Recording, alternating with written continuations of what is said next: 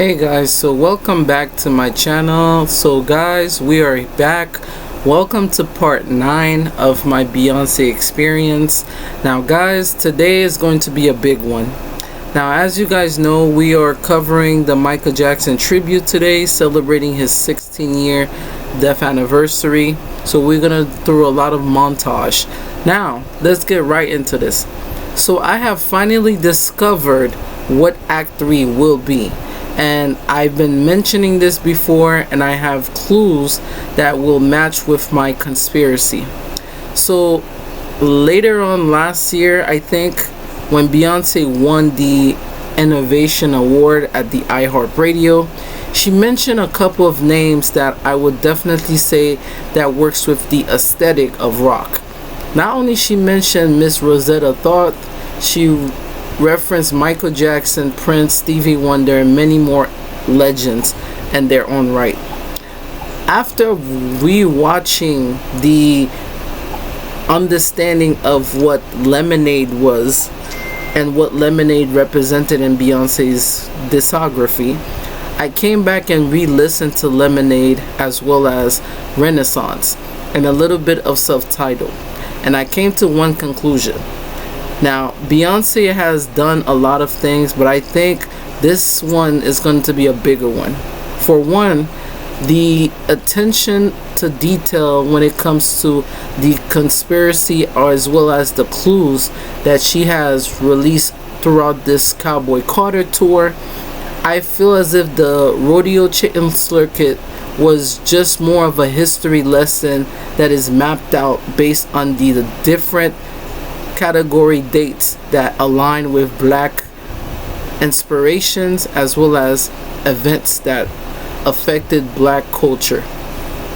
She used some of those dates to celebrate the Chitlin Circuit tour in a way where it's events that were done by black people or with black people, with the involvement of events, culture, impact.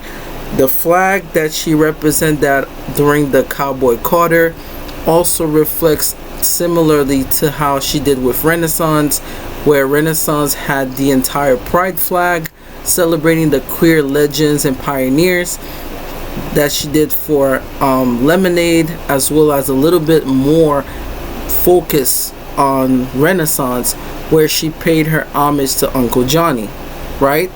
Moving forward from that, when we look back on the previous videos that I mentioned before and how consistently she shows clues of what her other acts are going to be, it had me jaw dropping, because I would have never expected to see such clues and such many details in just one scene.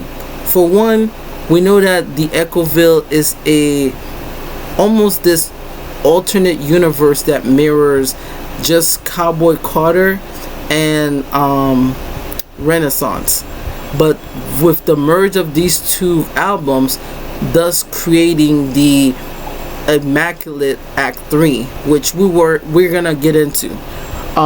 When she released the Renaissance film, there was a single that released which is titled My House.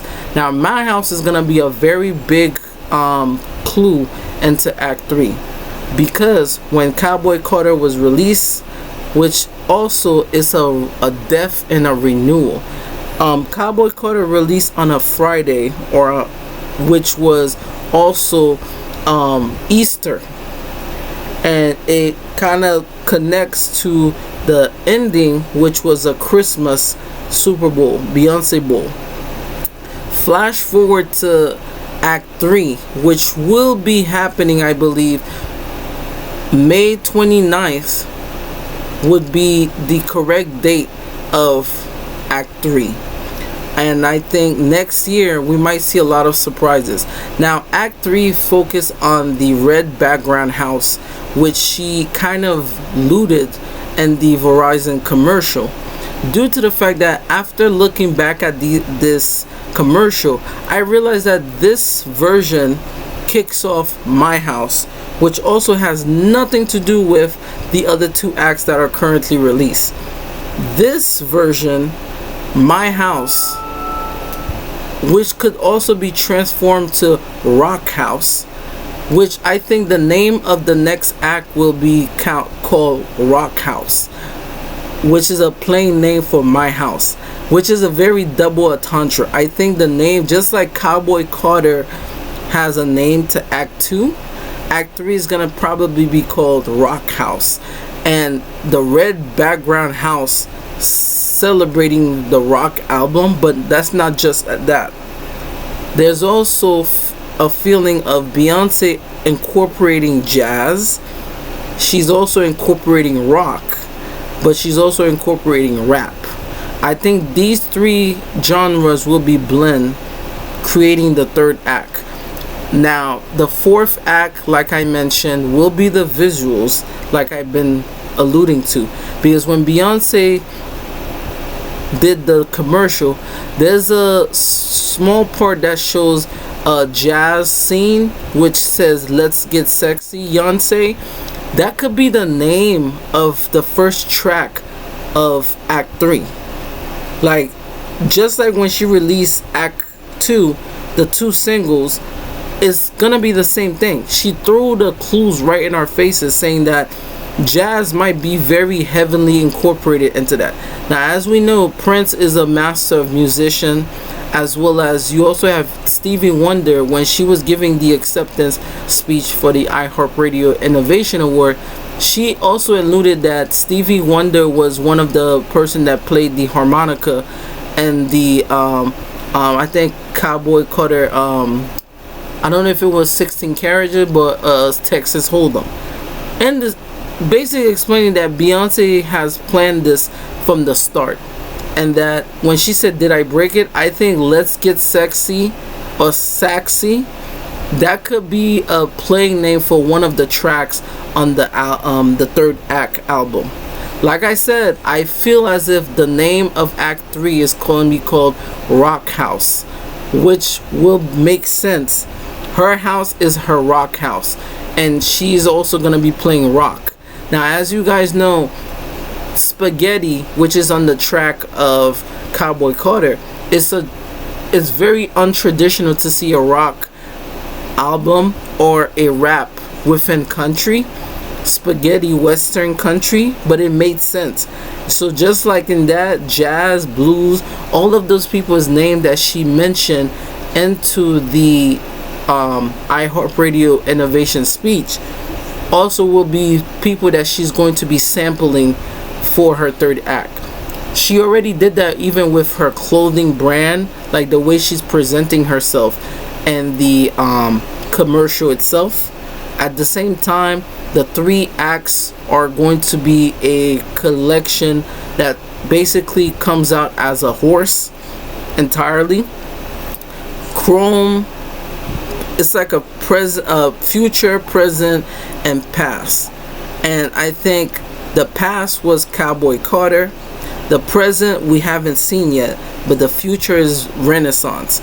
So now that we've seen exactly how it is, we also have to talk about the heritage flag,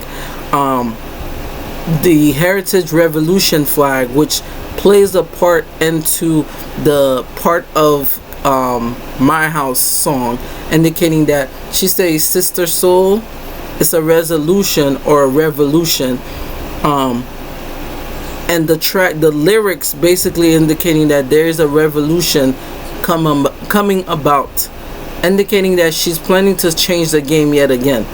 Now, I feel as if whatever she plans on doing next is gonna play right in her hand of what the fourth act might be, or hell, we could even say there might be a fifth act. And I feel as if the fifth act, depending on how she's gonna play along with it, it's gonna be interesting. Lastly, after looking at the ad for the Beyonce Bowl, I realized that she has now represented the three colors of her album on that commercial cover.